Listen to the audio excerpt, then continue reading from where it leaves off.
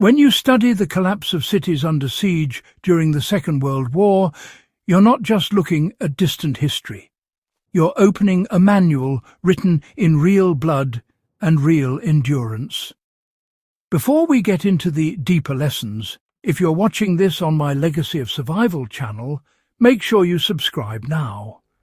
Everything we cover here is designed to sharpen your understanding of how people truly survived the harshest urban environments ever recorded. And for those of you who think you've already heard every story from Stalingrad, Warsaw or Leningrad, this guide will push beyond the familiar narratives and into what civilians did beneath the ruins, often unseen, unrecorded, and absolutely ingenious. Why, beneath the streets, held the key to survival in besieged cities? When artillery flattened neighborhoods and streets turned into kill zones, the battle for survival moved downward. Civilians learned quickly that the underground wasn't just a hiding place. It was a full operating environment. In Stalingrad, both sides used basements, sewer junctions and service tunnels as concealed highways. A modern survivalist studying this can apply the same principle in any urban collapse scenario by mapping out current utility lines, storm drains and basement link-ups that create alternative movement networks when roads become unusable. No fantasy, no dramatics, just practical urban geography that governments still rely on today. How citizens built multi-layered underground shelters that weren't meant to be shelters at all. Leningrad's residents discovered that existing subterranean structures like storage cellars, boiler rooms and wine vaults became the most reliable refugees. People expanded them horizontally by breaking through old foundations, creating entire micro-neighborhoods out of formerly disconnected rooms. They constructed waste pits, ventilation shafts, and even rudimentary kitchens, using salvaged brick and metal for reinforcement. If you were applying this today, the lesson is simple. A good shelter isn't something you buy, it's something you modify. Know how walls are structured. Learn which materials stand up to pressure waves. Practice reinforcing a basement corner with sandbags, earth-filled boxes, or brick bracing.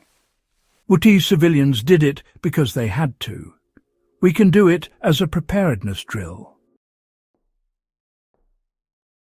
How sewer systems became covert lifelines for movement and supply. Warsaw's Home Army perfected the use of sewers as unseen arteries, transporting weapons, food, intelligence and personnel entirely under the occupiers' noses. Moving through the tunnels required discipline. One person testing air quality, another gauging water levels, and another marking safe routes.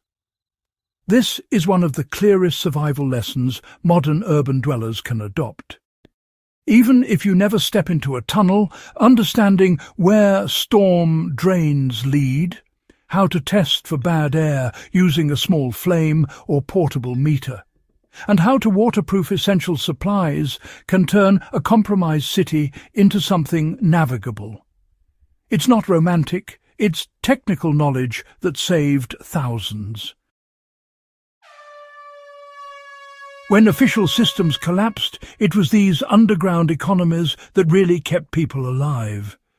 During the siege of Leningrad, bartering networks, they thrived entirely below street level. Civilians would trade spare tools, scraps of clothing, or honestly, anything edible within these cellar communities, and quite often they'd agree on values without ever using a single coin. Stalingrad's trapped civilians did much the same inside factory basements, swapping sewing skills for food scraps or, say, fire-starting materials. For a modern survivalist, this really shows that stockpiling is just one part of your resource strategy. Equally important is figuring out what valuable skills you can bring to a microeconomy when, well, normal trade systems fail. Can you repair clothing? Can you make a water filter? Can you sterilize tools? Those skills had the same value back then as they would have today. So, when radio and open movement became, well, almost suicidal, underground communication networks began to form. Soviet civilians and partisans in several besieged cities ended up creating these messenger corridors, weaving through cellars and drainage routes.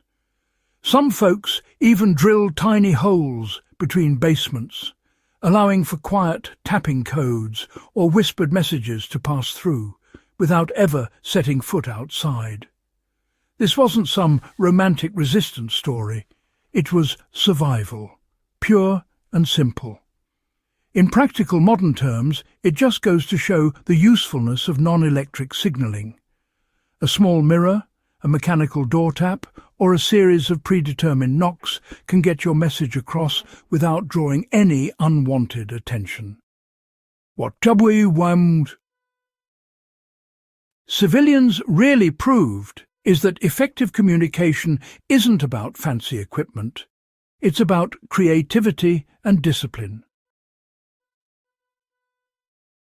Underground heat and cooking solutions honestly often meant the difference between endurance and, well, death. In Leningrad, fuel became just about non-existent, so people burned anything they could find. Furniture scraps, insulation boards, even the bindings from hardcover books. Most of the cooking happened underground, simply because smoke rising from a chimney would be spotted from the air. Folks learned to build smokeless stoves by modifying metal cans or small furnaces, adding long horizontal vents that led to cracked foundations. Here's the thing, these techniques can still be practiced today. A concealed flame, a controlled burn chamber, and a good draft system will reduce smoke, an approach that's useful whether you're in the wilderness or in a city. Really, you're studying methods that worked under freezing temperatures, starvation, and constant bombardment. Underground medical improvisation was, quite frankly, what kept wounded civilians from dying in the rubble.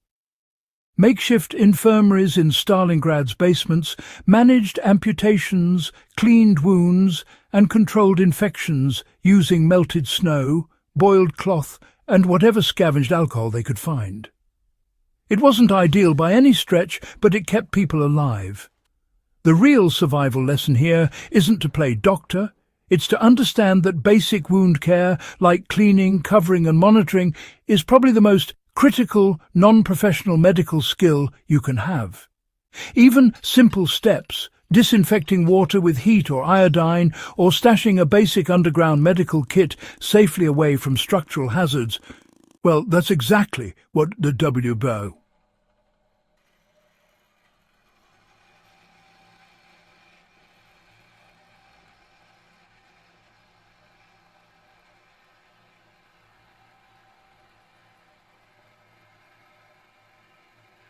To maintain a minimum standard of care. These 7 unseen underground strategies really show how people adapted, not with heroics, but with method, discipline, and a good bit of urban ingenuity. If you value this sort of deep historical survival knowledge, go ahead and subscribe and share this guide so others can join us in exploring the real legacy of endurance from besieged cities.